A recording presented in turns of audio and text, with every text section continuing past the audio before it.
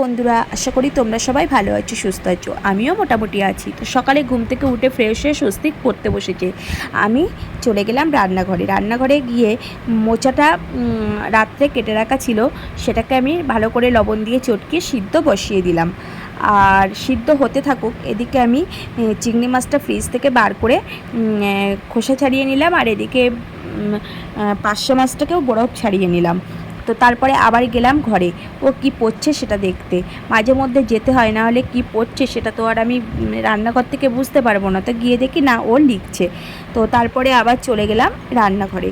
তো এদিকে আমি কাঁচকলা আর আলু কেটে নিয়েছি, আর মোচাটা আমার সিদ্ধ হয়ে গেছে। এবার আমি ঝুড়িতে নামিয়ে নিয়ে ভালো করে চেপে জলটাকে ফেলে দেব।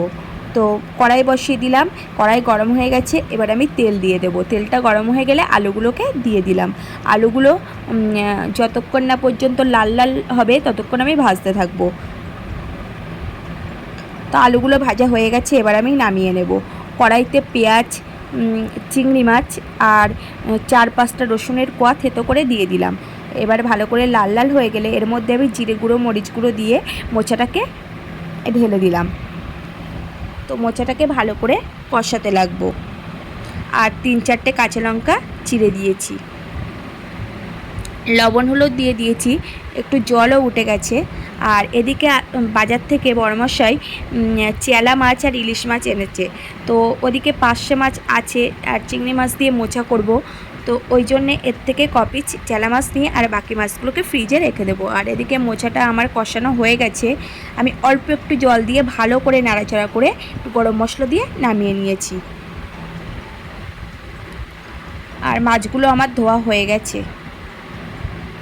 এবার আমি ফ্রিজে রেখে দিয়েছি। আর এই মাছগুলো রান্না করব, কাঁচকলা দিয়ে মাছের ঝোল করব। আর এদিকে সকালের জন্য আমাদের 3জনের 3টে ডিম সিদ্ধ বসিয়ে দিয়েছি। এবার আমি কড়াই বসিয়ে দিলাম। কড়াই গরম হয়ে গেছে, এবার তেল দিয়ে দেব। আর এদিকে মাছগুলোকে লবণ হলুদ মাখিয়ে নিলাম। তো আমি পার্শে মাছগুলোকে ভেজে নেব। তো পার্শে মাছগুলো আমার ভাজা হয়ে গেছে। এবার চেলা মাছগুলোকে লবণ হলুদ মাখিয়ে চেলা মাছগুলোকেও ভেজে নেব। আর এদিকে ডিমটা এখনও সিদ্ধ হচ্ছে। তো আমার চেলা মাছগুলো ভাজা হয়ে গেছে। এবার আমি তেলের মধ্যে 5 ফোড়ন দিয়ে আমি কাঁচকলা আর আলুগুলোকে দিয়ে দিলাম। দিয়ে 3-4টে কাঁচা লঙ্কা চিড়ে দিয়ে লবণ হলুদ দিয়ে ভালো করে কষিয়ে এবার পরিমাণ মতো জল দিয়ে দেব। তো তরকারিটা প্রায় ফুটে উঠেছে। আমি এর মধ্যে একটু জিরে গুঁড়ো, মরিচ গুঁড়ো, একটু ধনে গুঁড়ো দেব। তো ভালোভাবে ফুটে ওঠার পরে এবার আমি মাছগুলোকে দিয়ে দিলাম। তো তরকারিটা আমার হয়ে গেছে, নামিয়ে নিয়েছি। তারপরে দুপুরে খাওয়া দাওয়া করে একটুখানি রেস্ট নিয়ে চলে গেলাম। বিকালে স্বস্তিক খেলা করতে গেছিলো। আমি যাই না, ওর বাবাই যায়। তো ও বায়না করছিল, মা একটু চলো, সব মায়েরা যায়, তাই একটু গেছিলাম। তো দেখো বন্ধুরা, ওখানে অনেক বাচ্চারা কিন্তু ক্রিকেট খেলা শেখে।